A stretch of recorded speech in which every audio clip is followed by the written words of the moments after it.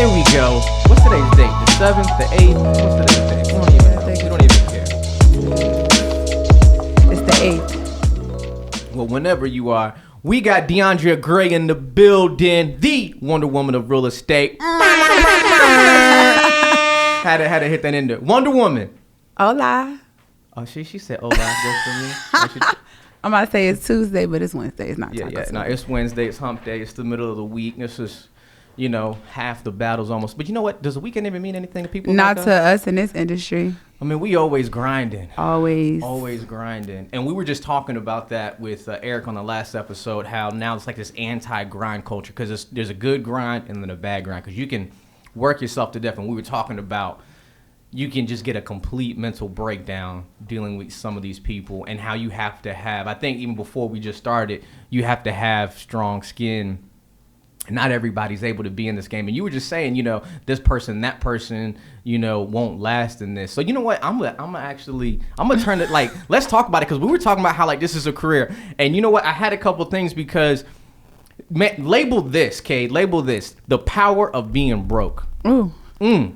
Because I got chills. No, for real. Because it's a difference. There is a difference, right? And not everybody's able to do this. And I know just similarly, right? So I had my first kid when I was 17 turning 18, and I thought the military was going to be my sense of security, right? The benefits, Join the the tri-care, you know what I mean? Right? And I kind of noticed that because you're always like, your story is out there. Right. But there's a lot of people who still don't know the actual story, right?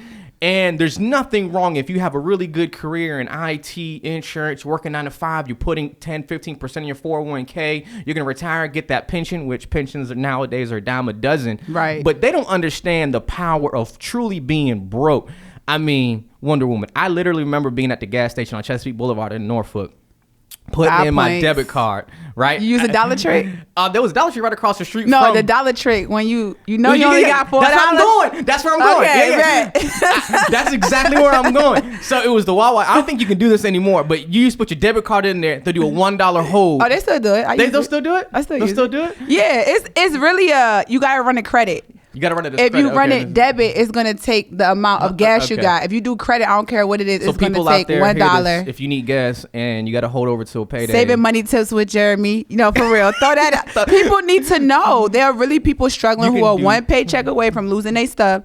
And if you know you're getting paid on the 15th and it's the 13th and you need a tank of gas, you'll need $1. You're going to fill up and you good. Damn that overdraft fee. Period. Damn that overdraft. We'll figure that out later. I'll get you that. That's exactly what it was. And it's like, we're sitting here laughing about it now because we're talking about how you have 5 properties now. Thank God I just closed on my second home property. Congratulations, man. Appreciate it, man. I'm trying to be like you and I, bro. I'm trying to tell you because look, you know all about it. Look, don't think I'm not gonna sit here and I'm gonna feed you. I'm gonna give you what you need. Shout out to Jasmine Fields too if she's watching this. She was another one that kind of poured into me with the Airbnb, and I just be texting her. And then I appreciate time and knowledge, and not a lot of people appreciate because time is more valuable than money at sometimes. Absolutely, but. The power of being broke and how we got there, right? Most people don't understand, literally coming from going to school to go get something to eat. And a lot of people are still like that. Yeah. People go to school just to have food in their stomach. Yes. I mean, literally. Just to get that BAH. I couldn't do it. I dropped out after 3 weeks. I'm talking about kids, too. Oh, yeah. Absolutely. Kids. That's why pandemic and COVID was stressing me out with the kids because they're home with no food for real all day. And it wasn't until they had breakfast and lunch pickups that they changed that because they realized kids were not eating. Or giving families food stamps who never could qualify for it beforehand just because of the kids. And it's just stupid because food stamps don't even make sense because if you're just getting by, you make too much, you don't qualify. But damn it, I don't have enough money to pay for the rent. Because we're going to talk about how rent's out of control. We're going to talk about all this stuff. But the power of being broke will drive you to do some crazy stuff. Right? It will drive you to do some. So let's talk about that, Diondra. So your story, right? That you went into the military. You came back. And you got into this real estate. Not everybody is able. Mm-hmm. So talk to them. Why? How does the power of being broke, drive you and continues to drive you? And that false sense of security from these military and government benefits make you go even harder. So let's talk about it. So for one, it's crazy because I think one of the reasons I'm sitting here is because I just remember your name when I came in. from the beginning. It's just crazy how you remember certain people in your struggle. Like, we didn't know we were struggling, but I was struggling. We were struggling, but I just remember your heart and how humble you was and you was hardworking. And I just remember that, especially being black, you know, you Latino, we basically one and the same. But black and brown community represent. How you look on your cars and your pictures and stuff, you look like a white man, right? I know. It's a Jeremy for me, right? So I actually like, I don't mess with you. He's a Jeremy. I actually came into real estate because my mother made me. Like, I never wanted to be a realtor. Mama made you. Don't spank you into real estate. Literally, but like begged me for years to be a realtor because she was a realtor. She did hair for 20 years. She missed most of my life and she just wanted a different lifestyle. So she went into real estate. She started off as an appraiser. That was such a grueling job. This was back before the technology, the key lock boxes, rain, doing contracts online. We didn't have none of that back in 2004. Yeah. So I saw how hard it was. I'm like, I would never do that.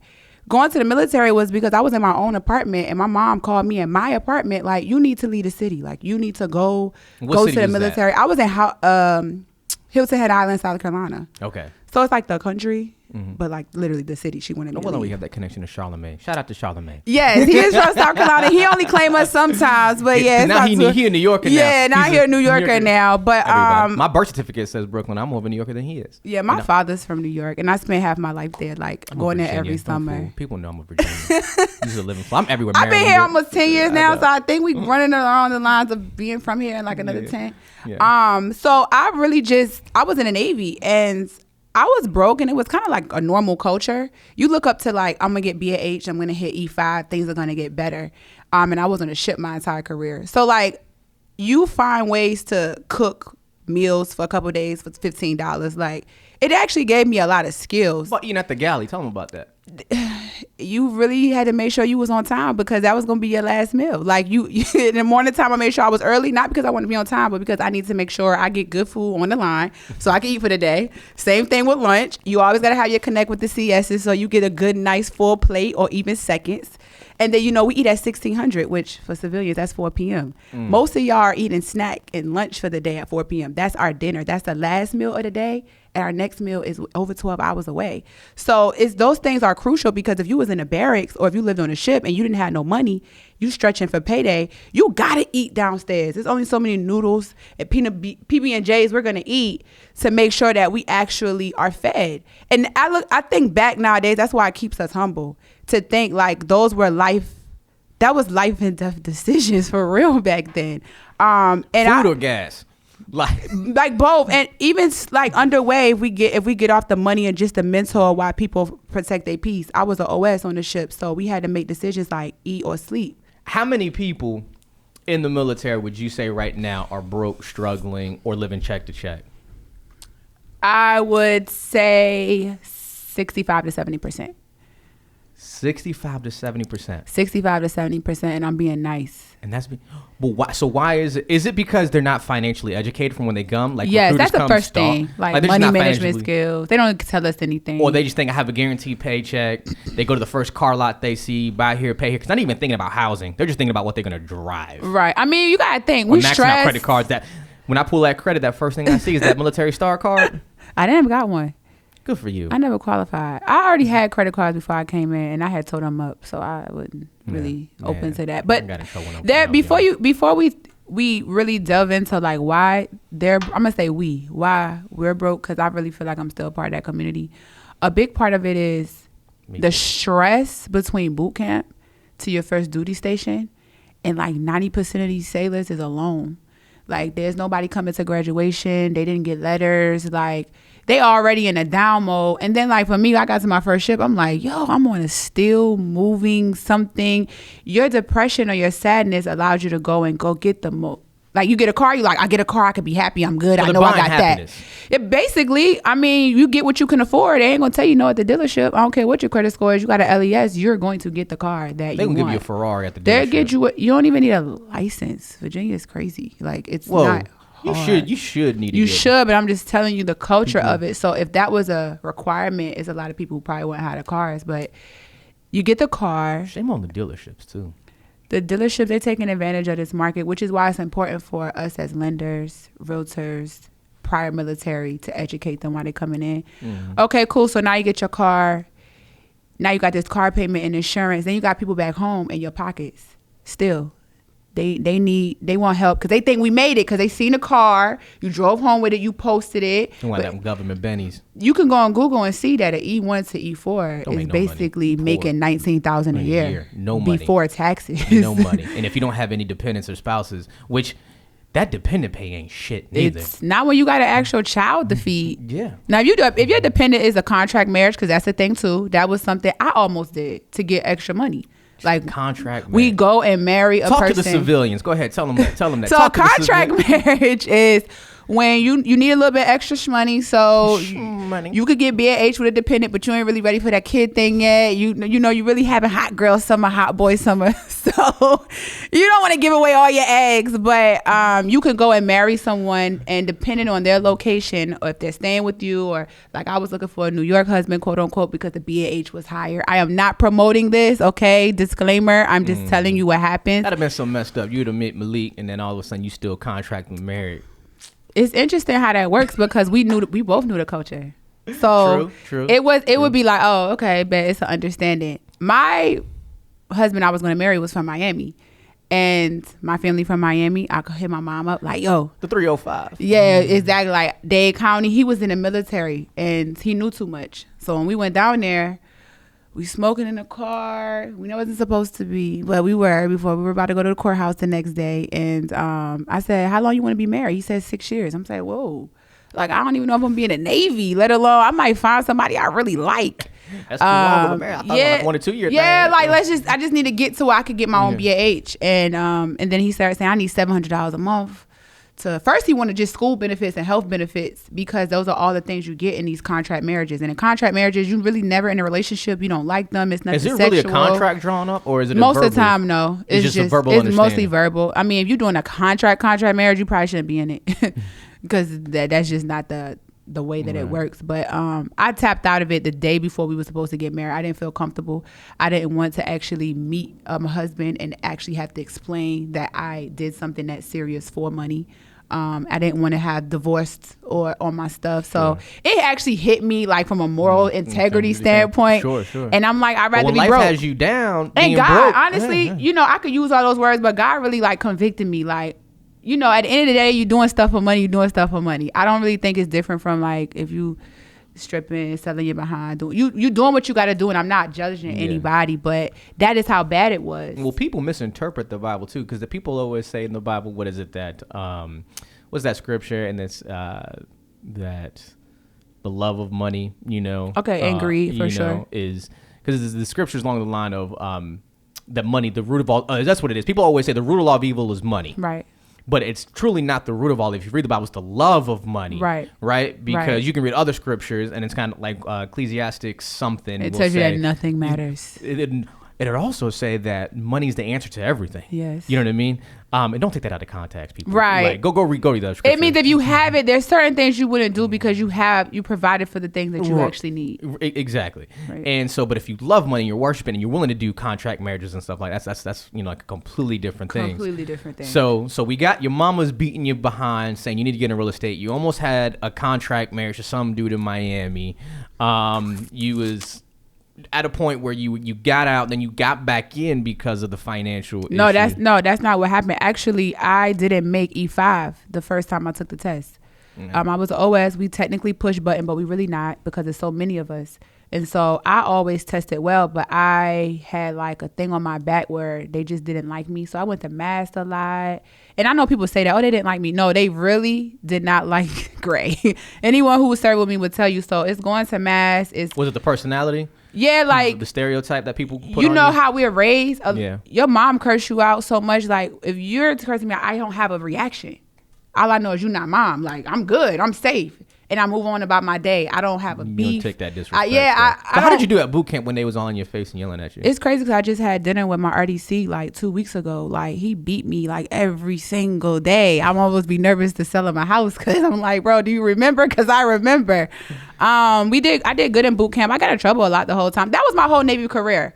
But I was in trouble though. Like, how much was it? Like, you just You can't tell me nothing because, we all have that phase. No, that wasn't it. I've never been disrespectful. It was being on time. I'm from the South. 15 minutes late is on time for us. Okay. I kind of feel like I'm going to do a great job when I get there. So you should just appreciate that I showed up at some point because I'm the last to leave. Okay. And then a lot of it was I spoke up for people in the military because it was a lot of people, this their first time. Like they come in from back home, like how you guys treat them. Some stuff was favoritism, between privilege and people kissing behind. You was being Wonder Woman before you was I was Wonder Woman before. So, and then I didn't care what happened on the back end because I just trusted God. But I was always excelling. I always hit my quals. I always exceeded, got my ESWAS fast. I always took over a lot of collaterals. PFTs, did everything you were supposed to. Everything. So it's hard to do things to this person who's great on paper. You know what I'm saying? So I went to mass. I went to mass so much. They used to be like, when you go to mass, go to Grace. She's going to tell you what you got to do. So when I didn't make, this is back before evals changed, your test used to weigh more. And then they switched it to where your evals weigh more. So when you got P evals and you test high, it doesn't matter. Right. And so the first time I didn't make E5, which means your frock and stuff and everything get pushed. So the second time I took the test, I made it. But now I'm in that window of deciding to get out. And when I was in the Navy, you didn't have to sign up and figure out where you want to go before you reenlist. You could literally wait to the day of reenlistment to say yes or no. And then your orders drop. So I was like, man, we about to go on deployment. I ain't going on deployment with no BAH. Like, you want me to be broke and depressed and come home and have to fight for it? So I decided I was going to get out. I never had TSP. I canceled that as soon as I found out they was taking $40. I'm like, I don't know who TSP is. But tell them stop taking $40. That's thrift savings plan for people who don't know. AKA military 401k. That's the military. And if you're not in it, get in it. You need to be maxing out that TSP. Max out. Look, if you're young, be in that I fund, that J fund. Don't be all conservative. As you get older, you can go into the G fund. That's another conversation for later. But oh my gosh, yes, that's crazy because what's so funny? I remember when the school system made teachers contribute 1% to their 403B. Oh wow! And my mom was living. You know what I mean? Like that's like you said. Like I need that 40. Yeah, I need that money. Don't like we're talking about like right now. I mean, you can talk about $40, but there was a time. No, that's a lot of money. That's a lot of money. Yeah, like for like people have probably like 40 is groceries and gas. Yes. Like you don't even understand. Like I need that. I need that. And exactly. I remember calling and canceling, and some people was telling me I was crazy. It's like, it is what I get back, right? Right. We'll figure it out. And so I knew I was getting out, and I'm like, you know what? I don't want to deploy. They doing the underway checkoff list. We doing all this underways. And by the way, I never deploy ever, but I was on a LSD. So I'm amphib Navy, which we was out to sea 270 days a year with no deployment. So most people would say, well, Diondra, if you're out to sea, you're not spending any money. How come you can't just bank your paychecks when you're out to sea? Because the way they do it, because we're not actually deployed and going for long periods of time, we're going for like 2-3 weeks and we're coming home. And so you still need gas and food to actually eat. And then when you're home, you was depressed from being underway. So all of our money going to alcohol, parties. Like when we're home and we going in. It's not, oh, let's rest. Like I was doing 7 on 5 off consistently. I worked constantly. I didn't have a break. We didn't have a relief. Right. Like, so it was really nothing extra. Now, could I have saved? The only way I think I could have saved, I would have not got a car payment. That was the only thing I could have did. So what now was you bum driving rise. back then? A 2005 Nissan Altima. Everybody had the Altimas. Everybody has an Altima. That's like a dependable car. I got played. I think I had like. When my first car was a $400 Nissan Sentra. It was like 1995. I was in high school. Right? Oh, okay, not the Navy. And then I had a Toyota Corolla. It was like my first adult car. And then I'm gonna tell you, listen, because everybody loves Navy Federal Credit Union. Let me tell you a little something about Navy Federal Credit Union. Don't shade them. Shout out to Navy Federal. Y'all my bank again now. No, you and I both know if you don't like Navy Federal, it's because you owe them money. You no longer bank there. It's the only reason why. It's the only reason why. And look, transparency. That should be an episode. That is it. Look, I'm gonna highlight it here. So what happened was I worked at the regional jail in Portsmouth. All right, after I got out of the military. We were working 12-hour shifts, and we would work 12 on, 12 off, right? And that was a great job because you work like 14 days out the month because you work 5 12s and you work 2 12s, right? And we always had like every other Friday, Saturday, Sunday off. But I'm just getting off the graveyard shift where I work from 7 at night to 7 in the morning. And sometimes you get off a little later if there was like fights and sites. And people don't know what the regional jail is. They take the garbage from Norfolk, Newport News, Hampton, like all the murderers, rapists, child molesters of our area until they get transferred. Wow. They're over there. Because you can only do a year anyway at the county jail anyway. So if you knew you're going to do more than that because you're pending like 65 to life, like you're going there. Wow. So those cats, they don't give a damn about your day. So I would go in and tell the inmates, look, I don't care what you do between 7 p.m. and 7 a.m. long as I'm here. As long as you're not doing what you're like, as long as you're not being stupid in no stupid zone, look, right. I'm here because you guys still have loved ones on the outside. I got love, you know what I mean? So I was like trying to be real, you know? Mm-hmm. So I was like, look, do whatever you want when I'm not here. As soon as I clock out, you say that for the next CO. You know what I mean? Right. Like that's real talk. But so anyway, this is how Navy Federal got me. I'm leaving. I got off the shifts late. I'm coming through the Portsmouth downtown tunnel, whatever. And then straight up, not gonna lie, I kind of like dozed off at the wheel because it was like stop and go. So then I fell asleep. I ran into the back of another car. Thank God you didn't go over the bridge. Oh no, I mean seriously, like the firefighter was like when he saw how it crashed my front of the car, he was like, I don't know how we even got you out of the car, like, and I was okay, like which was crazy. God. Nothing but God. But I love that. I mean, that was one of the best Corollas I ever had. And I was paying my little $2-something a month for that car, and it was great. It was like $220, $230, something like that. That's so I'm young, but I'm still young. Like I'm fresh out. Like I'm high school, because at that time I didn't think, until I went back to college, I didn't think, because me and I both know college isn't for everybody, Like my wife, who's also a college graduate, was like, you don't need that piece of paper for nothing. Like you don't need that piece of paper for nothing. Right. So, and that's another thing we could talk about. But, so I get hit, totaled my car. Long story short, Navy Federal's like, well, we can give you another loan for another car, and then you would have to pay on that loan and the new loan. Or we could roll in the negative equity from that loan, so you'd have because at that time I could only get pre-approved like another $12,000 for another car. Oh wow! So basically, what they did was, because they claimed that they never got the promissory note on my gap insurance, because I was like, why would I need to do that when I have insurance? But at that time, the cars are only going to get you, the insurance company get what the car is worth. Right. So they gave me like $3,000 or $4,000 on a $12,000 loan. Oh no. They said, well, you need to get gap insurance. Well, I called up Navy Federal for my gap insurance. They said, well, we never received your promissory note of the gap insurance guarantee. I was like, what are you talking about? It's like one signature on that page. I'm like, now you got to send back. I used to sell cars at Arcade Chevrolet. I know what's going on. So no, they told me, look, you can either keep that loan and we turn it into a personal loan, uncollateralized, jack up the interest rate to like 12% and we give you another one, or you roll in negative equity. I was like, either way, I was screwed. Right. So for the longest time, I had two loans. And when? And no, I had two separate loans. Oh wow, you kept them for one car. And then that's when we all have those times where the world's crashing down against you. Like, then I went and I got like another government job working for the Bureau of Prisons, whatever, lost that job. And then, so that's when everything started going to delinquency, blah, blah, blah, delinquency. Oh, wow. I mean, and so that's that accident and that one mistake. So the accident, so it was the accident, but then I was making up all those payments, and then, I got different jobs after that. So it's just like, after I kept like losing jobs, like, and I just kept looking in the mirror like, God, like, what is going on? Like, why do I keep either I quitting one job thinking I'm going to something better. Right. That's where you're still chasing jobs, like when you're still in your young 20s, right? Versus careers. And then, or I'm just like, I'm losing them. Like, I'm being let go. If you want to be politically correct, yes, I got fired, right? Like, from jobs. Right. And so then, especially when I got into the bureau, like, you couldn't tell me nothing. Like, like I was working overtime. Like, I had federal checks bennies. As the biggest you probably ever had. And I was tripping off a $1,500-$1,600 check. And if I had overtime, God forbid, it was almost $2,000. Like, I was rich. I was rich. Okay, bet I'm gonna go get this car. I'm gonna go get that, and then I'm gonna get name brand cereal, Kellogg's, Fruit Loops. Like I'm not gonna get the Tutti Fruities and the You stop checking your bank account. You swipe. You stop without checking. You just and then I remember one day that shit got to me because I went to Applebee's, saw a fine chick. She was the waiter. Swiped it, boom, boom, and then I go to the bank account the next day. Whoa. I shouldn't have swiped for that much. And like now I'm going back to that. I need $1. Right. like what's going on? And then I mean it was crazy. And so then when I lost that job, I had to come back, to Virginia, whatever like that. And now I got like a $30,000 salary. I'm used to making like 70 or whatever.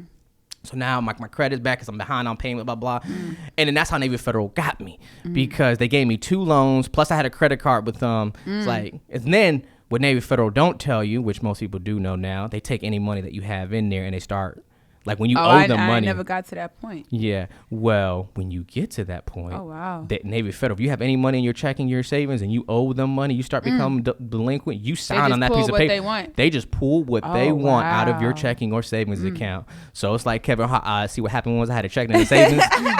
And that's exactly what happened. No, I didn't know that. So then for a while I didn't have Navy Federal, and then obviously, you know, life's been good last couple of years, whatever like that. Eventually I paid what I had to do. How long ago was this? Man, this was not that long ago. Truth be told, well, as far as the car, or when I got back with Navy Federal.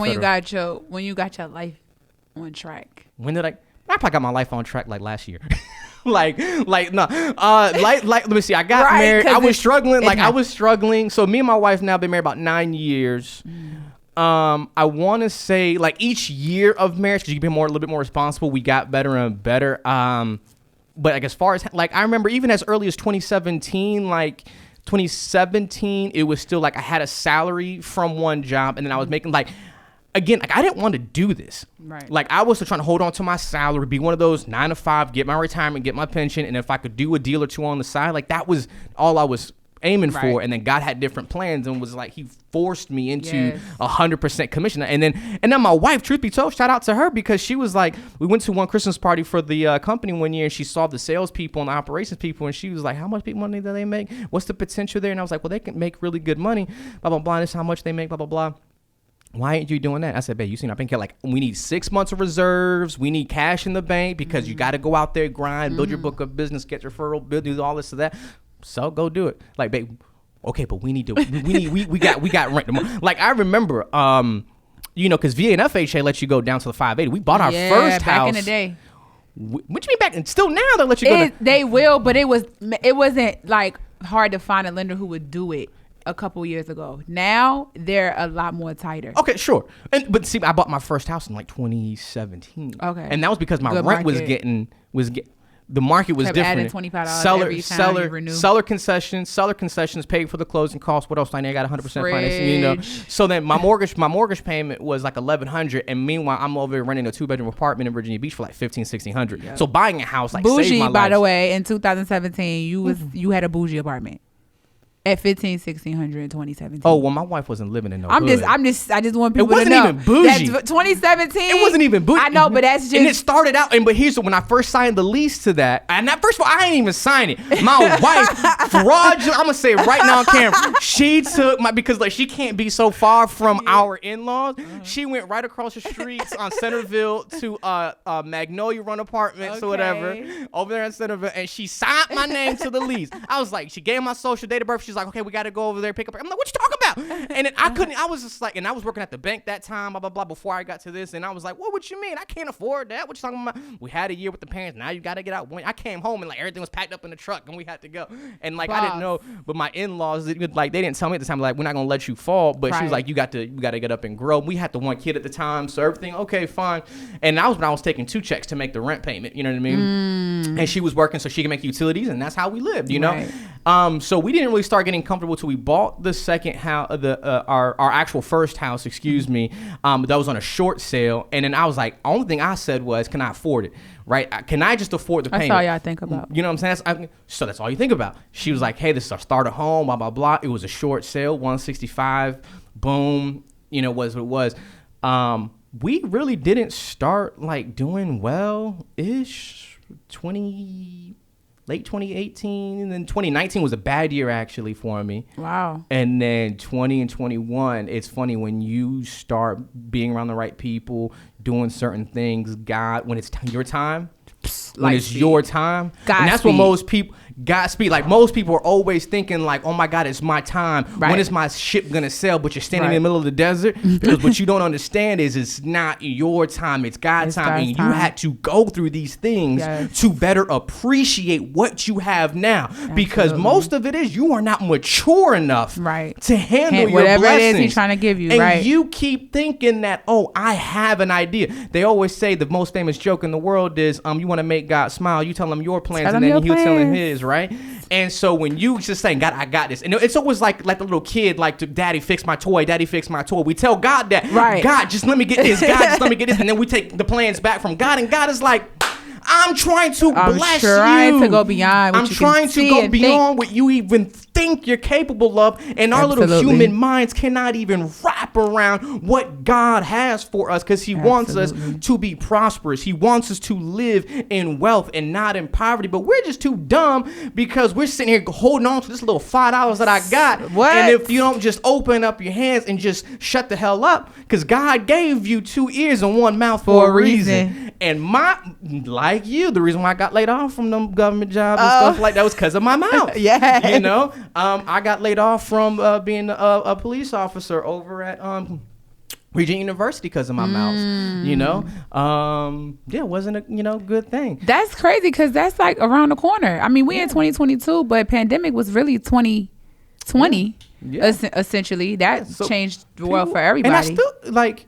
Life is good now. Like I can humbly go and get a cup of coffee from, I drink Dunkin' Donuts. I don't do Starbucks or anything like that. But I will every now and then. But but it wasn't until I had to experience, because when I was getting those government checks back in 2010, right? It took me to realize, having my credit tanked, and I wouldn't be able to handle the money that I'm making now. Right. You know what I mean? Like, I wouldn't be in the same position. I would be in the exact, but having people like laughing at kids, but kids will make you fiscally responsible too. Yes. Because now, if I don't lead generate, if I don't close loans, so I understand when I get referrals from my circle of influence or clients I'm trying to help lower their mortgage or buy a house, that it's not only their livelihood, it's also mine as well. So it puts on the same side of the table. Like, I have to do this because my child needs medical, dental, vision. They need clothing. They have all this stuff now, right? But they're growing, and they grow fast when they're young. So when I finally said, okay, Lord, you got this. This is what, because let me tell you, I tried to get out of it. I tried to get out of sales. Like, I tried to get out of it. And every time I did, the Lord just kept pushing me back and pushing me back, because people were like, no, you're so relatable. Your testimony is this. Like, people are just going to be this. I'm like, yeah, man, whatever. I'm just trying to make $1. Like, you know what I mean? Right. And it's funny because, and this is what I want to talk to you about, because when most people, a lot of military people think I'm going to go into real estate, they watch HTTV, they watch Bravo, they think everything's like this, right? And most people, just like in my field, I'm going to be a loan officer. I'm going to do, because my mindset was, I just need to do 2 transactions, 3 transactions. And I started realizing, I can't really live off of just 2 or 3. But that money go fast as it come in for some reason. Yeah, and it does. And just trying to live. Yeah. Just trying to live, let alone do anything else. Right. But when you're trying to build a book of business and build a legacy, most people fail at it. Because first of all they look at is the money. Right. Which is that's the worst. Just the worst way to come into a business. It's the worst. It's the worst way. So when you say, and we were pre-gaming before this, you were saying a lot of people fail. Now, do they fail because of the money, or why do people? Is it just they have a weak mentality? Which this is a tough business, and I don't want to knock taking mental breathers and taking mental days off. Yeah. But when you look at somebody, and you like, like, you probably look at me, Jeremy, he ain't No, I don't do that. I wouldn't be here. I'm not one of them people. I get invited to a lot of stuff, like podcasts. They want you to do panels for events. Like, if you don't align with my thinking and my work ethic and those things, like, I'm not even going to deal with you. So I really actually have respect for you. That's why I took the time to. I appreciate it. Of course. But I think I'm a little bit different, and you don't have to say it. I'm going to say it. Like, I really think people look at our industry and they don't take it as serious as what it really is. We have a sense of understanding that on the other side of that table, it's a lot of things those people are not telling you. And you get in a business as a mortgage lender, just like I have to. I have to ask the hard questions. Where is your money? Why don't you have savings? What are the bills? And then you got to think, you talking to some men men of households. Men have pride in being able to take care of their family or themselves. So you can't say in front of a wife, you ain't got a $300 EMD. He probably gonna say, yeah, I'll be back. He never coming back. Like, I learned all these things early. A lot of these people come into real estate aren't even trying to understand the dynamic of who they're serving. And I take that to heart. Like, I really have beef. That's why you see me talk trash on social media, and I say it. I've said it to agents who come in. They DM me all the time. I want to be a realtor. It's always been my dream. Why? Well, HGTV, the money, I'm just in a bad place.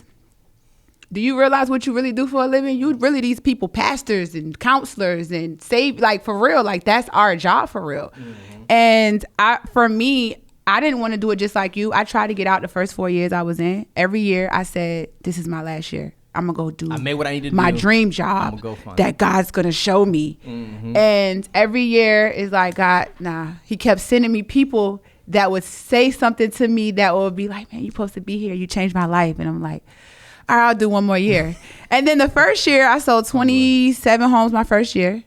And I was like, okay. And people don't know that's really good for the first year because you don't do that. That's like amazing. Like, I haven't met nobody who's done, and I'm 100% referral agent 6 years in. I have never purchased leads. I don't like leads. I don't like convincing you to work with me. I'm a little funny. So that was something that was being done different. I was mentored by like the Bethany Whites and Aram, God bless. And so they all had money. I didn't have any money. So I didn't have money to invest in to get the leads. So when you are working off referrals, you have to find a way for these people to say, I want to come back and make the experience amazing. I don't have great gifts to give you. I'm in a Nissan Altima. People are materialistic. They want to see what you're driving. What can I really provide these people? Teaching them money. Mm-hmm. And hey, like you said, your rent is $15. I can get you in a house that's $950. You know that daycare bill you're struggling with? I just got you extra money. Yeah. Like people ain't coming into business to do that. Educate. They're saying, well, your LES says you make $3,000 a month, so you can afford $1,500. No, they can't. They can't. And back then, this area was actually affordable. Like you really could get a house for a good amount. Rent actually was way higher than mortgages. Those things have changed. You said 2017, anybody could get a really good house for $250. Yes. $250. I'm gonna be honest. My first year, and you said something that was like, that's a great number. It's a great number for a first agent in any year, but that was $5 million in volume. Do you know 27 homes right now is like over 10? That's crazy. Because my average price point was $185. I never saw a $300,000 home sale till my third year in real estate. That's crazy. Because I'm working with the people who are paycheck to paycheck. Yeah. They can't afford that. And the way I had to think about it is, okay, they're coming in buying, like you said, your first home. Mm-hmm. I just need to coach them for like 2 years, and then next home they can go to the 275 and the 3. Those were dream numbers for me. Like 150 was my, like, that's what I'm gonna work with. 2-bedroom townhouses, 3-bedroom townhouse, or a single family home, 225. Yeah. Max. And so I busted, that's 27 closed. I probably wrote 50 contracts. Yeah. And back then you didn't have, this house is on the market for 3 days. These houses on the market for weeks. Some was on the market for over a month. So you had 5 homes and you had to coach them to pick the best because all 3 homes were fighting for them. So it's not like now, it's like, yeah, you don't get a house today, you ain't gonna have it tomorrow. Like I came into a different time of real estate where my work ethic really had to be high to do those numbers. And so now it's like anybody could sell a house. Like it's really, because most home buyers don't know the difference between a bad realtor and a good one until they're like done and they hear other stories from other people. And for me, what I was able to do, I changed their life and they told people and they sent them to me, and that's what built my business. Once I made 140 my first year. I think I had $5,000 left at the end of the year. I don't know where my money went. Second year I made like 220. I think I had 10,000 to show for it. I don't know where my money. I really was catching up from being broke for so many years. Yes. So you're doing family on trips and you buying stuff. You, like you said, buying stuff you never had. You're not cheating yourself. You're treating yourself because you're working so hard. You want to see the fruits of your labor. Right. But you're also catching up. You know what I mean? Up. Because was it late 2018? We had margin compression happen. So everyone was like, rates were going up. Right. And then they were like, okay, I had to go originate full time. So half the year I did like $6 million. Which when we talk about $6 million in loan volume, y'all make less than us. We sure as hell do. Yeah, like 30, like what, 60% less per deal. No, I'm saying y'all have to do more. We have to do more volume. Well, because and that's what most people. Which is easy because you got multiple agents. We try and not see, and I've always been around every single podcast. I want to work with people who are like me. I don't need, nor do I desire to work with 30, 20 different people. Right? You need like 10, 7. I mean, if you're, man, honestly, 10, like 7, 5, 7 good ones. If you, to be honest, you need like 5 to 7 good, right. Because you got to keep that circle tight. Right. And laws of reciprocity. Right. Because if you are helping me, now you're on my squad, I'm gonna send that back out. Absolutely. To you. You know what I mean? Like right. I'm going, and then because here's the thing. What most people don't understand why it's so important to have a good solidified relationship is because when a deal goes sideways, we need to be able to go, have it out about it, what happened, and then go have a drink afterwards. And if right. you're not willing to do that, right, then I can't work with you. You know what I'm saying? Because I'm going to be transparent and honest. Like, hey, look, I messed up this deal. But it took years for you to, I'm not going to say years. It takes time for you to get there because in the beginning, we're broke.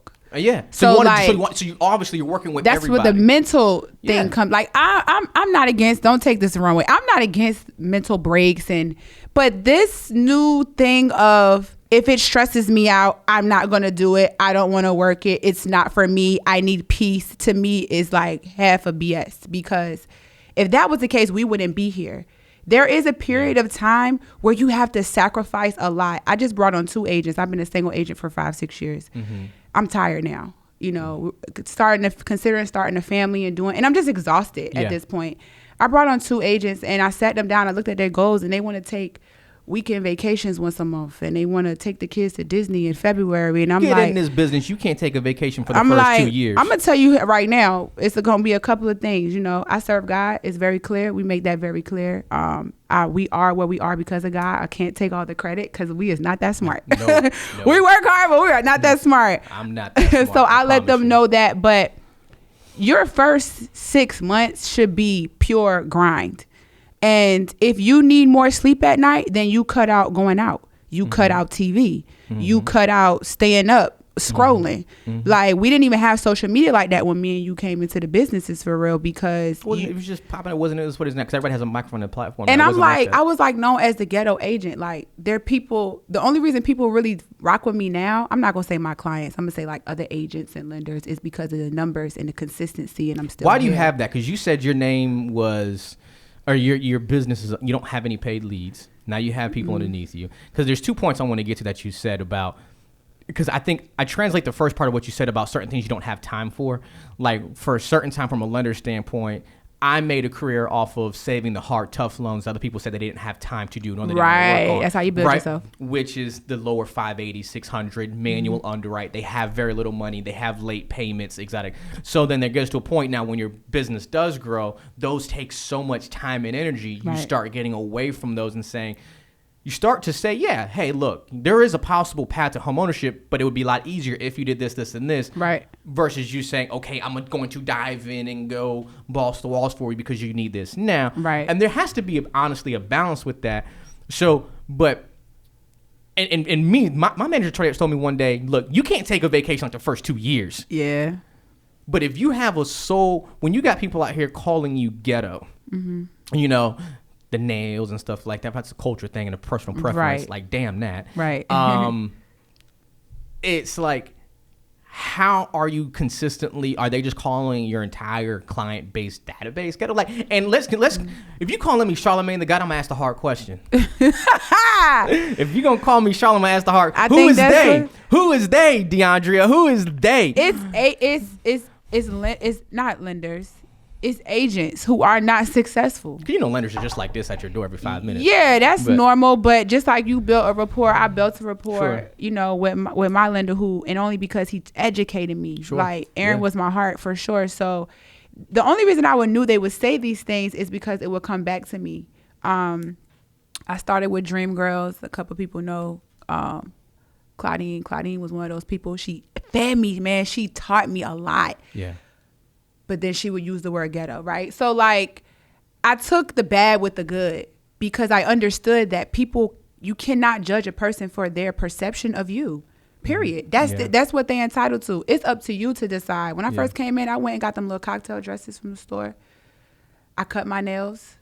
I didn't use my first name. My first business cards have Denise on them. Like, a lot of people don't even know I went through that phase. Damn. Where did Denise come from? Denise is my middle name.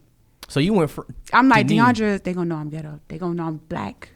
Diondra. Denise Gray, you don't know who I am. I was told not to put my pictures on my cards. This is all the things that while I'm trying to get my feet running, and I had the little balls on your pants when you wash them too much. Yeah. I had those, and I had 2 pairs of pants, and I had 3 different shirts I rotate, and I didn't have a lot of food, so I always made sure I was at somebody's training because they always had lunch.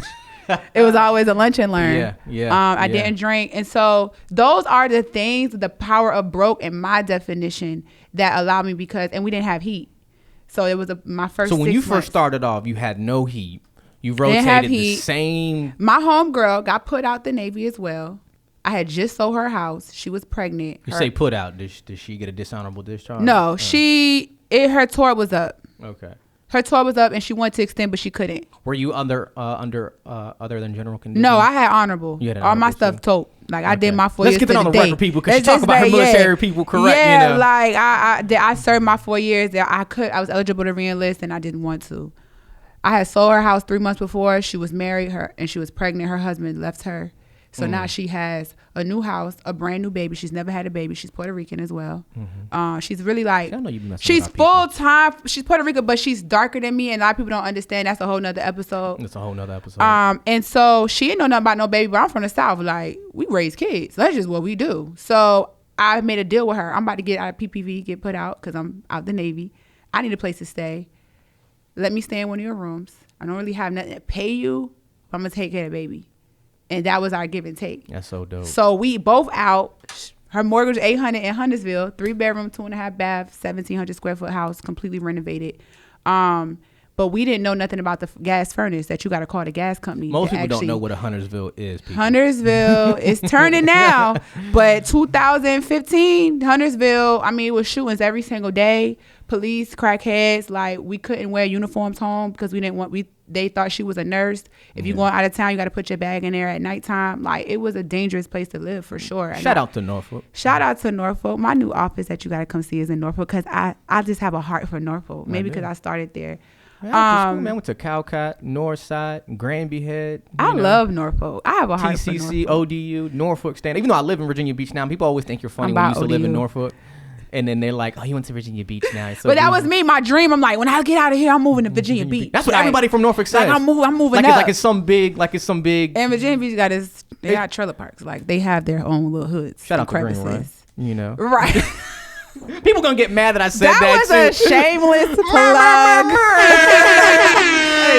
No, I got love for Green Run. A lot of people went there. No, but people, we're naming out all the hoods. Man, I grew up in Chesapeake Boulevard in Norfolk and Ocean View, right? You know what I mean? Like Dune Street, all that stuff. Like, come on. And we were just talking about Judy Boone too. Like, okay, we know you refurbished, Ocean View. She owned that, man. Nobody was putting the love and revamped that place. So is Ocean View a beach? Ocean View is a beach. Y'all gonna put some respect on Ocean View name. It's the less crowded beach, easier parking beach. What's that? The Palooza Beach? Don't they do the Palooza? I don't know what they do down there. I think it's a little dirty. All y'all beaches is dirty. I'm not from here. The last time I went to that Ocean View beach, it was in the 4th grade, summer 4th grade. Oh my god! No, and I'm gonna tell you why. Because I got scarred for life. One of my best friends, shout out to Kaden if you're watching this. 4th grade. And matter of fact, he still lives in Norfolk, man. He's a hard worker. So you're really not being fair because you haven't visited in a long time. Listen, when you see your best friend in 4th grade get stung by a jellyfish and pick up the jellyfish, first of all, let me be transparent. I'm not a beach person. You can't swim, huh? Why are you trying to stereotype me? I'm just saying. Can you swim? I can swim good. I'm decent enough. Like, I'm good. You can save yourself. I can save myself, and I'm going to save my kids. Okay. First of all, listen. When I go to I just told you, I don't do this cold weather, I don't do it. So this was another reason why I wanted to buy my properties in the South. I don't do it. So when I go to a tropical beach, like first of all, a tropical destination like the Bahamas, St. Martin, St. Thomas, whatever like that, I'm there because I love the white sand and that crystal clear water. So I'm going to get in this because I'm going to cool off, but I'm going to get back out and I love the beach. Like going anywhere in the United States that doesn't have, so it's not just the Norfolk thing. I don't want to be in the beach here. Oh, yeah. No, I want to be in a tropical climate. But that was the last time. But are you kidding me? I grew up at the McDonald's on Ocean View right there. Matter of fact, this whole area before the last couple of years was a little hurt. Look. The growth here has been phenomenal. You know how you from Norfolk? I'm going to start that whole new segment. You know you from Norfolk when? You know when you from Norfolk? Get some natives in here for real. You know when you're really from Norfolk? First of all, we couldn't afford Blockbuster. We went to House of Video. Are they still open? I think they still open. And you had there was Doug's Hot Dogs right across the street. The HR. Listen, that HRT stop. First of all, you guys call it HRT. Been here so long, it was the TRT, Tide Roads Transit. Okay, that's an educational fact. Right listen, most you got. Listen, and you know how we got around? There used to be a Spanish store. Wow. Que se llama Mendoza's. It was Mendoza's Spanish store. It's called La Tienda. That was the original Spanish store in Norfolk. Okay, wow. And we used to walk that from Merrimack by Gate 4. Oh, wow. All right. all the way up to like Gate 4. That's in the back of Ocean View, right? What, Merrimack? No, Gate 4. Yeah, Gate 4 is like in the very back of Norfolk, right? And we used to walk all through up Granby Street. We used to walk everywhere. Like, but that's crazy because y'all still on the water. I just think if you have the opportunity to live, I mean, from Puerto Rico, so it's a little bit biased because a lot of that is on the water. I mean, yeah, but it's beautiful by the water over there, depending. No, this water is different. It's up north water. Even though this is the South, I don't think y'all understand. Virginia is the South. Most people don't understand that. They don't get that. Y'all water is not like ours and, you know, the beaches and islands of South Carolina. Sure. But you're still by water. You know how you guys are the really South? Because you guys are on island life, for Christ's sake. No, for real. It's really island. There's no... This is island. Shout out to Charleston, though. Shout out to Charleston. Charleston, that's like my home away from home. I used to have a really good boss. Shout out to Tracy King. Loved going to visit and doing group work gatherings in Charleston. I love me some Did you love the food and the geechee culture? Gosh, I loved it had like a little... What Martin Lawrence saying, Bad Boys, feng shui. You know, it was like a feng shui like vibe, you know, down there. Everything was so homey, everything. Although, you know, just like nice. Here, you know, you had the homeless people that just, you know, hey man, I'm sleeping here. All right, sorry. Yeah. You know, you kicked over the can, you mess up their house. It's a type of deal. But no, I love me some Charleston. But yeah, no, so you know, I gotta say, when we came from Puerto Rico, you know, and into New York and came back here, you know, it was Norfolk. You know, I mean, they have these apartments now, but they used to be called Sussex Apartments off of, and this was when Ward's Corner before it was Ward's. See, Ward's Corner didn't look like that when I moved here either. Ward's Corner had that old Space Jam billboard, and then they had the old Speed billboard, and the Military Circle was where TRT had all the transfers from. So when we got around, yeah, that's the Military Circle and all that stuff like that. And there was another one before you even got to before you got to Military Circle Mall, when they had their little TRT HRT stop. There was another one. You know that little water tower behind the Wawa on Chesapeake Boulevard? That's where they all... And my mother would be telling us every time we got out, she's like, make sure you get a transfer. Make sure you get a transfer. So we had just enough money for one ticket, but we would get transfers to get two, and then transfers to get back. Wow. Off of that one fare that we paid. And that was before they had all this electronic stuff, and you would read the time on the ticket. This is the time you got to be back at the bus stop for this bus and stuff like that. I never took a bus out here. Man, you never... And then, matter of fact, man, when we had, you know, when we got a little bit of money, that's when we called the black and white cab, when we, you know, had to go get groceries, because we had to go get groceries. We got onto the bus. We took the bus over to, it used to be, man, I'm throwing you guys, look, this is how I know Norfolk. So the Social Security Administration, the welfare office, used to be off of Little Creek. Oh, yeah, so now they moved it. Yeah, it used to be off of Little Creek, okay? And there used to be a little place called Rack and Shack. You know, shout out to my people who grew up here and know what a Rack and Shack was. And then so we used to go there and then go up to Rack and Shack and get like the little juice boxes and anything that was food stamp and WIC approved, okay? Right. This is when the Social Security and welfare office, where you can get your food stamps, your dental check, and your well check. And it's paper, no cards, man, in the mail, we had no the paper. Yeah, now you can go and you can hide it. You had to do the dotted line, fold it, rip it. You could hide, like now you can go and hide, you know, the fact that you're using EBT, like, because you can just say MasterCard, you know. That's our taxes. You know, it is. I mean, I say use it. Listen, I'm all for the system. If you need it, please use it if you qualify for it. Absolutely. But then they changed it to where that Kroger was. And before Kroger was there, it was called Hannaford. You know, so we had a neighbor in Merrimack. Man, I used to live in Merrimack so long, it was crazy. That they named their dog Hannaford. It was a black lab Ford. And see, but Ward's Corner, it's all uppity now. There's a Harris Teeter. I remember when they started building that and whole a Starbucks corner out across. Oh yeah, they got a mattress firm and now. Then across the street, none of that was there. They got a town bank there. That. You know, I was the youngest like manager in history over at when I went to Granby. I worked at that McDonald's right there in Ward's Corner. McDonald's. There's a McDonald's in Ward's Corner right next to. Okay, right in Ward's Corner, right next to Taco Bell and the they're closed. Taco Bell KFC's closed now? It's closed down. That building's for sale. I just seen it last week. The Taco Bell got out? Next to that little ham building across the street. There was like a ham place that sold like ham. Closed. It's sold. It is not there. So, but they still got the Wendy's across the street, and they got McDonald's in Ward's Corner. I don't know if Wendy's or McDonald's is still open. Remember Farm Fresh that closed down? There was a Farm Fresh there on the corner. Yeah, so on that side, it's like a little barn something place in the front before you get to the Farm Fresh in the back. It's literally across the street from the... That's completely changed. That stuff in the back is closed. Like that whole... I think they're about to rebuild that whole thing. I don't know what it is, but it didn't look like that. I'm trying to tell you when I moved here in 2012, it wasn't... You know what the come up was for us? When we got a Section 8 voucher to go to Mariners Watch and lived off Chesapeake Boulevard. Oh, Mariners Watch, it was nice back then? Man, it was. But I still got jumped in there, but I got jumped by like 10 dudes in there. I just went to Mariners Watch to pick up my wigs from one of my girls. And, I was like... It was hood good back. Actually, it probably is better now because... They just need a maintenance. It's not that it's bad. I mean, it's right in the heart of Granby. I mean... It's more, depending on which side, because you're on Old Ocean View Road on one side, and then you're on Chesapeake Boulevard on the other side. But it's all the way on both sides. Like, it goes all the way across. But see, growing up, we had Bloods, Crips, Crap, all just I heard from like the rapper songs that Virginia was not a place to play. No. And then every set in Norfolk, I'm from Norview, I'm from Booker T. They still do that. Like, I'm from Maury, I'm from, you know what I mean? So it was like, I'm from Titustown, Huntersville, Berkeley, Park Place. Like, shout out to Berkeley. Yeah, Berkeley and Huntersville was at war when I lived there. That's why we had to move. So it was Berkeley, Huntersville, Titustown, Park Place. I mean, you had oh gosh, man, Willoughby. But Willoughby was on there. I'm like, it's a bunch of military kids. But I'm about to say, like, hey man, shout out! My best friend grew up in Willoughby. Willoughby was very nice too. So it's not bad. I mean, then they have a nice little water place. When I moved here, I told people it's like the Baltimore with a beach.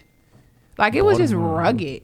Yeah, my mother-in-law's from Baltimore. Trust me, I done seen some spots in Baltimore. Yeah, like if I'm coming from the South, it took some time for me to get. No, it's worse. A little raggedy. Yeah, it's a little raggedy. So you saying Norfolk was raggedy? No, all y'all. Chesapeake, Norfolk. Oh, what? Now you coming for the 757? You know what? It's the townhouses. How are you a 757 realtor coming for the 757? I had to be honest. I've grown to love it, and it grows. But like the townhouses, how they like coupled, like row houses in the city, like in Philly. Yeah. Like I didn't know that's what Virginia was. When from down south, we thought Virginia was like kind of like us. No, you thought it was more. Or maybe Northern more city. Virginia, not even rural Virginia. I would say. No, I thought picture more trees, more lands. Like, trees right outside. I knew y'all were in DC. You got trees. I don't know. I'm happy with what it is now. I've been here 10 years by mistake. You know what I mean? I don't know some of your other mentors that in the game. You know, like I can name. Karen Tyler. Well, we call her Tyler. Shout out to I know Tyler. Shout out to Prodigy. Tyler poured into me from day one. Bethany She's poured the truth into too. me She don't from pull day no one. They don't play no games Tyler at all. does it. Charles Holloway. He the reason why I left the team is on my own. OVM Aaron, when I walked in, he said, "How did I make you number one?" That was his first question. Nobody ever asked me that. Shout out to Aaron. OVM, like Chris, those have been my priority. You know, they gave me a shot when nobody else really wanted to, and so I felt in the first 3 years I felt like I owed everybody, but then like year 4 I'm like, ain't nobody really working this hard and not asking for anything. I learned from some of my other counterparts. They come in from before they even work, they want to check. They negotiate they demands up front. Like, I'll give you this. You know, you probably had a couple of them sit down and talk to you like, hey, yeah, I will work with you, but this is what I need from you. Yeah. I used to think that was cocky, but I understanding your value. Yeah, absolutely. In 5 years, and I never thought I would be doing real estate this long. I'm about to go into year 7. You know what 7 represents in the Bible. I just think next year is going to be So what kind of numbers you coming out like Tyson? What numbers you throwing up this year? This was my chill year. I probably only sold 40 homes maybe. Chill. Like, see how she said that so smooth? Chill year. I sold 40 homes I did 55 in a pandemic. Like I was exhausted. You got to take steps back to go forward. Yeah. And Bethany recommended that to me years ago, but I was scared and training. What is she selling, like 200 homes a year or something? Like 60, 70 million a year. I don't know how many. But there's also another guy, Michael Doherty, who does like 400 houses a year. That dude's another one. He has a system, and I've been watching Michael Doherty since I came in. Yeah. I ain't gonna put his tea out though. We talk about that offline. But can I say you're my boy, Michael? I don't know. We know each other pretty well. I will say this: every house that I have ever got from him has been a very solid house. He's not picking up the phone unless he rock with you. He has everything is systematic. I will say that about Michael. He's a very systematic. Very systematic. Very systematic person. And actually, I've learned a lot from that. Yeah. We don't work together or anything like that. I just respect. You know what I mean? Right. Like there's a lot of people I don't work with, but I respect how you do certain His things. houses are clean, pictured. It's no drama. How they're listed is very detailed. I remember at one point where he was taking, the lower end listings and making them actually just look really good. That was before these agents now, like, it's some good ones, but he was putting in the work that you could not see, and he's not on social media. I don't see him. I don't know if he's on there. I mean, it's very. He's on there, but it's like minimal. It's not like he's doing he videos ain't or pushing. anything. Here's what we doing. No. Like he's like congratulating his clients type deal. That's it. I know he got a team, but it's just he's kind of like a Bethany. Like his name is on like everything. But you know what's amazing though? He's doing all of that with like a team of like 2 or 3. No, I know it's still a which team. Is crazy. It's mostly team of admin. Like me, Yeah. I've always had a TC. I haven't written a contract in probably 6 years. So like, what do they rank? 1 and 2? Like, what is it? Like Bethany and Michael?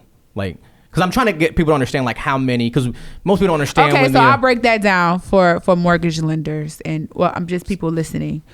The average realtor or lender does 1 deal a year, average. That's about 60% of people in the business. They're going to do 1 or 2. So the average real estate agent who gets their license today is going to do 1 or 2 You're going to deals. sell 0. If you doing good, you're going to do 1, statistic wise. Wow. 30% of the actual industry actually sells houses. So that's the 80-20 rule. You're going to call it's it 70-30. 80-20, but in this city, 10% actually do a majority of the business. So 10% of the people 10% are doing all of the business. Right. So for instance, last year I closed about 15 million and I was 2%. So that means if you are in the 1%, you got to do 15 and up. Wow. If you are in, and we have set by 8,000 agents. So 10% of 8,000 agents in this area? 8,000 agents. Damn. In our tri-state, I guess like what they call it, not beyond Tidewater. They go from like Carrollton, Newport News, all that's included. So 10% of that is 800, right? Mm-hmm. Then you have some people are like, okay, 800 agents. You got a whole park of 8,000 people. You telling me only 800 are actually producing? Because I'm gonna just say how much money that is. Like my take home probably is almost 400,000, depending on what you're doing with your money. Damn. So I would say 350 to 400,000. You still got to pay TC, EA. You're paying for any brokerage expenses that you have, client gifts, traveling, education, my own bills, any office bills. So the take home isn't that.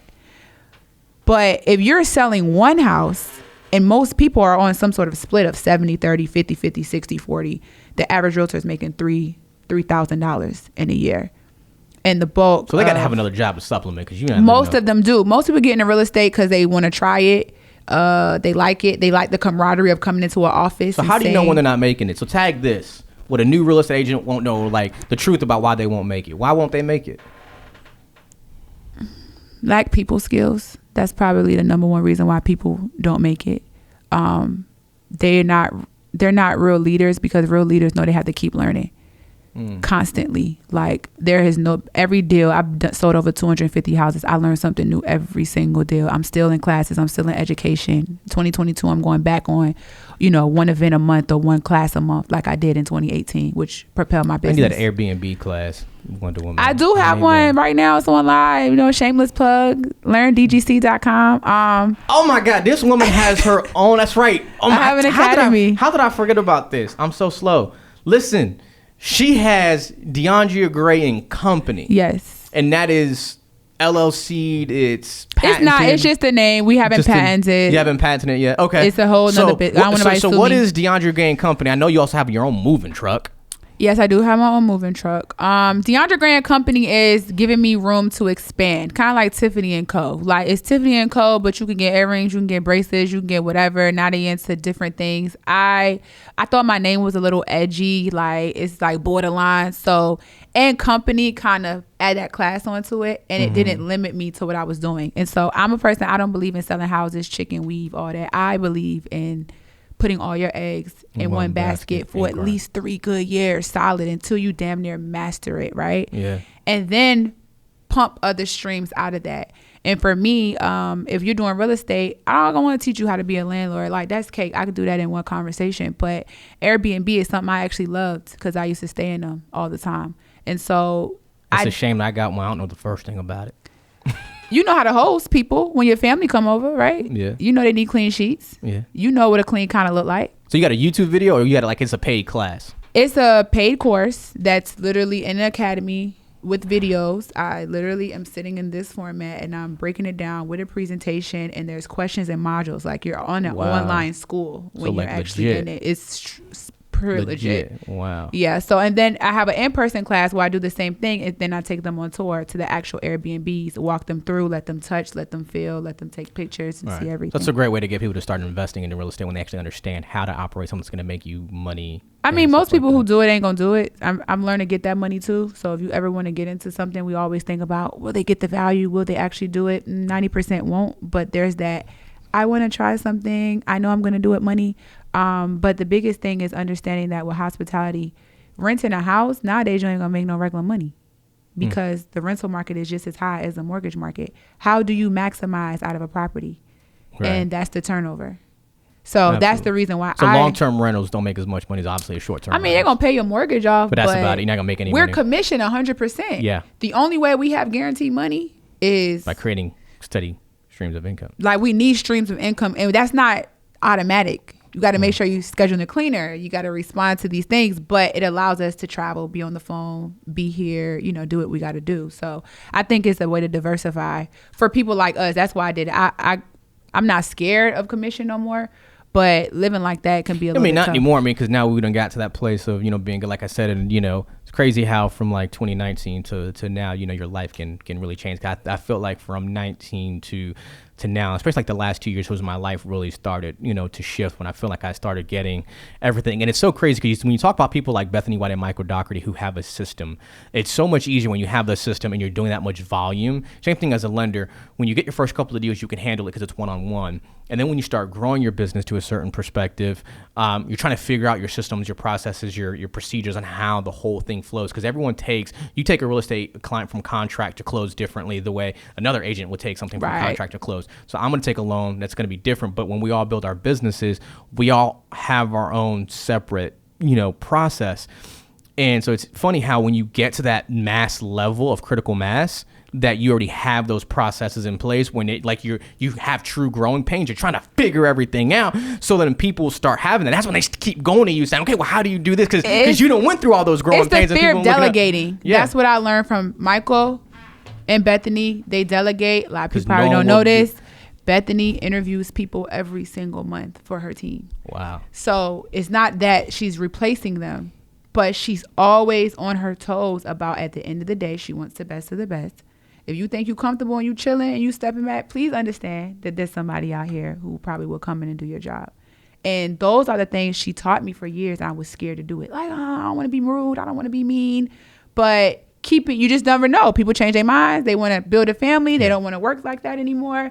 And so for me, I tell agents coming in, like my new agents, y'all got to do your own transactions for a while until you're ready to pay somebody. But me, I don't like paperwork. I understand what my weakness is, and it's paperwork. Mm-hmm. I know what my strength is, and it's teaching and educating. And now I have an EA. I pay her $60,000 a year to do all of the things that I don't want to do, down to scheduling lash appointments. And then I have a transaction coordinator who takes care of that. Like, all I need to do is, we spent 2021 putting in, when you want to list your house, there's a link that you fill out. There's a process. You get automatically scheduled. You get your listing doc signed immediately. All of our contractors and stuff are scheduled. So back in the day, I used to be running around like a chicken with my head cutting off, doing all this stuff myself. Yeah. Now all that stuff is done for me. All I got to do is walk the house, give you the price.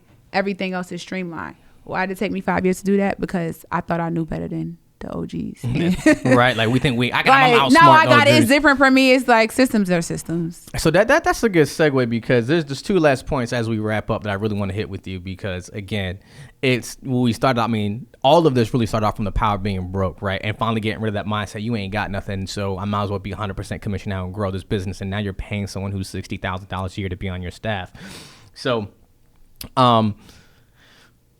I mean, because a lot of people, how do you, because I'm sure when you were coming up, Diondra, you ain't doing this. You're not the Wonder. Why does she call herself the Wonder Woman? I hated it. She's not gonna sell with wigs and and long and nails and talking with my hands and because you can still be professional, but you can still be you. Yeah. Because people say you have to be able to talk to different demographics and clients, but I think clients are going to use you because they're palatable. They got to be able to relate to you, right? So how did you not let? Cause, and I'm trying to tell you, and this goes even deeper to when even Jay-Z talked about it, a lot of other people will transpose their fears onto you because they can't do something and they never did it. They'll tell you that you can't do it. And then that becomes like, oh my God, it's impossible to do this real estate or to make money or to do whatever you want. But the power of being broke, right, will drive you to do. You drown out all that. You just drown it out. I mean, so at what point did the light switch go off where you were just like, F this, F that noise?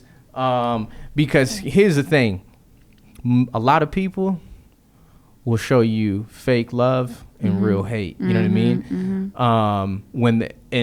But a lot of times it'll come off as I'm for you, but they're not. And we really learn over time to filter that out. One of the guys, he's a white agent. I use color a lot because I think it's important to understand who's saying what to me. He reached out to me one time, and he's actually good friends with Eric. I can't think of his name. He said, Diondra, can I just have a conversation with you? And it's crazy. Is he on his team? No, he's not on his team, but Jason Hauser. Okay. Reached out to me and said, I have a question for you. How do you dress comfortable, you pull up in jeans, and you just yourself? And he was considering when he was rebranding his new company to go into jeans and blazers. But he was nervous about it a little bit because he had been more dressed up. And I'm like, man, people just respect what you teach them and how you had a bag. They don't care how. I've had people who say, I wanted to work with you, but you showed up to the appointment in a sweatsuit and you had to go pick up your goddaughter. They've told me that was an issue for them. I've had people come up to my clients say, I was saying I was going to work with you, and the whole office jumped on me and said, don't work with her because you ghetto. These things come back to me, and it doesn't bother me because you still chose me. Mm-hmm. So that means that your tribe, your people who are attracted to you, like you say, I only want to work with people who want to work with me anyway. Yeah. And what I've learned from one of my white clients, he said, we like you, Diondra, because you're spicy. You're spicy. And you know what we know about spicy? You're going to defend us. You're going to take care of us. You're going to fight for us.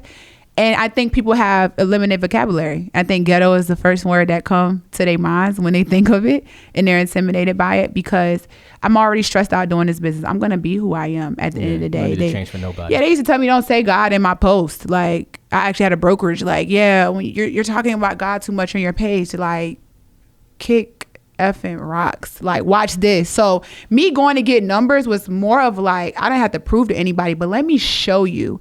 Those same people came back and they want to be in academy. They want to come to the classes. They sent agents. They still use my name at brokerages saying that I used to be there so that these new young black agents should come. They have my magazine that I had on Real Producers set up. You get to a place where at the end of the day, you got to pay your bills. I was really hungry for real. It doesn't matter what's happening or what's being said in these meetings. I decided once I get to a place, and I actually decided with the past 2 weeks, I'm going to start, toning my nails down a little bit, not because of what people say, but because I'm ready for that. But at the end of the day, when you're ready to change, you know what it takes to get into. It's a lot of maintenance. It's a bill. It's a bill. And I get tired of people. I go to banks and drop these checks. So I go into different stores and people always say, "Do you do hair? No. Do you do nails? No. Are you sure? No." They never ask you, are you sure of what you do? They never consider anything else that I could possibly do. And instead of me taking offense to it, I had to understand, if you want people to approach you in the way that you want to be regarded, dress that way. Not saying nails turns the cheek to that, but I had to be honest with myself. I'm ready to grow into that. Now I have 2 agents I'm bringing on. I'm ready to do numbers. I'm ready to, really diversify. Now it's time for me to step up to that level. But I've spent 6 years doing what I want to do. And I tell my new agents, you can't come in here wearing jeans and a t-shirt. You need to dress professional. This is your job.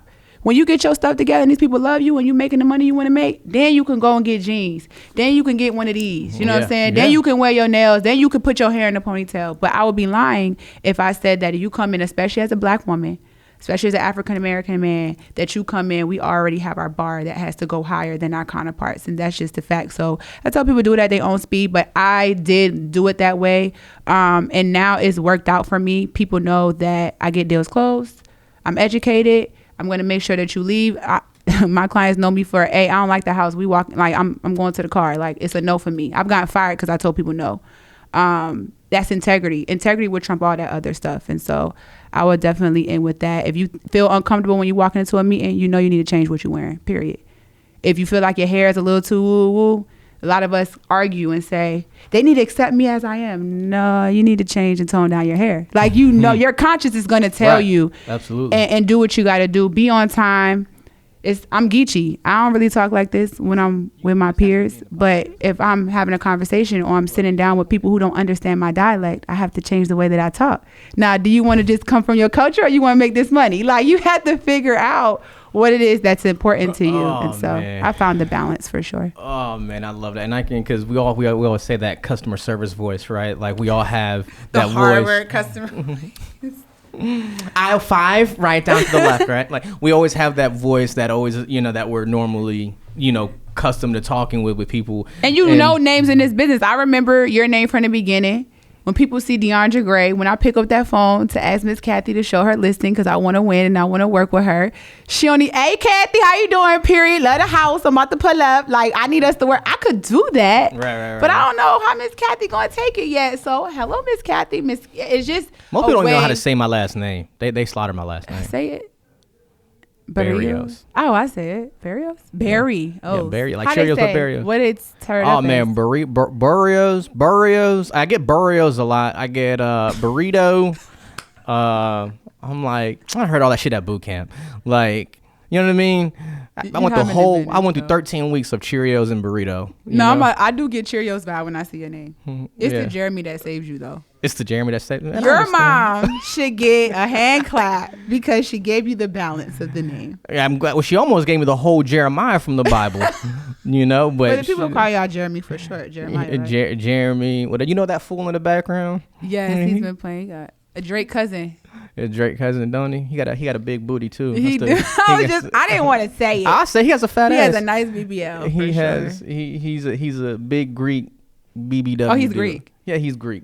Yeah, get your Guido. Yeah, I thought he was like the French Montana. And Drake had a baby. That's exactly what he looks like. Like when Drake had a baby. He's a pretty boy, and he's big and strong too. Shout out to Whitney. I'm not crushing on your husband. You know, I mean, damn, women tell other women they fine all the time. It's 2021. Why can't we compliment other dudes? Man can do it. The ones who act funny, you just stay away. No, hell no. I compliment dudes all the time. Like when dudes, oh man, yo, that edge up is fresh. Yo, them sneaks is fresh. Like. You know, okay. When you say okay, you know what I'm saying? Where you going? Yeah, that's, you know, it's crazy because women, they be like, oh my God, this thing, it cups everything so nice right here. Like, you don't be saying, hey, yeah, man, you got good ball space right here. You know what I'm saying? Like, you know, like ain't nobody doing all that. White people do that, actually, especially in the military. They're very comfortable with those things. I've just learned it's normal for them. Yeah, I know, especially like, too. It's like, not always a gay thing. It's certain people would just go up to you and they want to touch your children. And my wife is like, I don't know you. Please don't touch my child. You don't do that on this side. Yeah. Like, let's not do that. It's like touching my hair. All right. So in the same manner as I ended with Eric, what is one thing you want to tell our community, the real estate community or people in general? Like, because remember, we had a lot to say to tell these people and talking about it. Like, because what do you want to tell them? I don't want to be preachy, but I got to do it. Let's go. Mike is yours. 2022. I see a lot of people dealing with mental issues, finding their peace. They're choosing rocks and chakras and different things. So we all looking for one common thing, and that's just literally having a peace in our mind, in our household, reducing our stress and finding happiness. Let's go. And a lot of that starts with spending a lot of time by yourself. Pouring into people. You'll notice when you having your bad days, if you compliment a person or pouring, you'll be all right. I really want people to understand that no one is responsible for your happiness except you. Let's go. Nobody. Let's go. Not your lender partners, your realtors, your clients, your husband, your wife, your mom, your best friend. it's you. It starts with you. Take that time. Spend time with yourself. Whether you 20 or 30 or 40 or 50, you realize you're a new person every couple of years. Like, spend time with this new person and embrace it, and understand that happiness is really not a place. It's really a journey. It is, and it's perspective. And so I always tell people that. They always say, oh, when I get my money, I'm gonna be good. I'm here to tell you, balling houses, an AMG truck, and a whip. I ain't got that. Look, I don't have a car. Married with 5 carat rings, all that. I still deal with depression trying to sneak up on me. Anxiety and money is not really the answer. Whatever you fix a problem to, is something else grows. That's it. But I found, Biggie said it, more money, more problems. Oh, more money, more problems for sure. And then you got to maintain. When you make this lifestyle, you got to maintain it. Yeah, so I tell people, like, love yours. Take time off social media to focus on your family, what's in your house. J. Cole said, love yours. It's always going to be somebody who's doing more, doing different, who looks better, who seems like they're happier. It's all a lie. Social media happy. And they miserable as hell. Yeah, I mean, just really focus on yourself. T.I. said it in his one song with Rihanna. What do you say? Unhappy with the riches because you piss poor morally. You know what I mean? So in 2022, that's the vibe. And like I said, I'm continuing it from last week with Eric, man. Peace, love, unity, time to yourself. Let's love one another. Let's pour into one another. Let's pour into ourselves. Wonder Woman, Diondra, where can people find you? My Instagram is Diondra Gray _company. Let's go. Facebook is Diondra Gray. And that's all the platforms that I'm on. That's all the platforms that she on. You can Google her, man. You guys know you can Google her. Probably can Google Wonder Woman. She'll come right up. Yeah, Wonder Woman will come up. I'm trying to get away from that name, but it just keeps following me everywhere I go. Yeah. Because you're amazing. Appreciate you coming on the podcast. It's all love. I'm trying to tell you, it was like humbling to get you on the show. Like, I'm going crazy right now. I can't